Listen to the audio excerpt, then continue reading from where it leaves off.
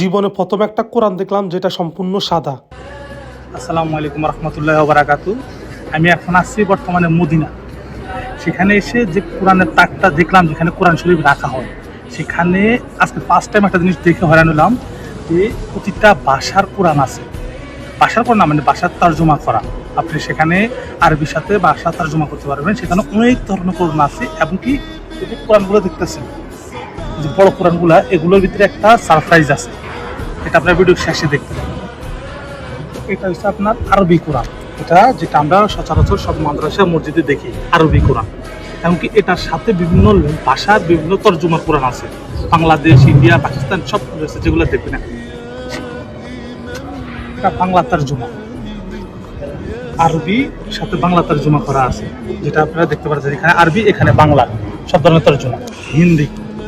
হিন্দি তর্জমা করা, আরবি সাথে হিন্দি, আরবিও আছে, হিন্দি আছে। যারা হিন্দি বুঝে তারা হিন্দি তর্জমা করে এটার অর্থ বোঝার জন্য হিন্দি দেওয়া আছে।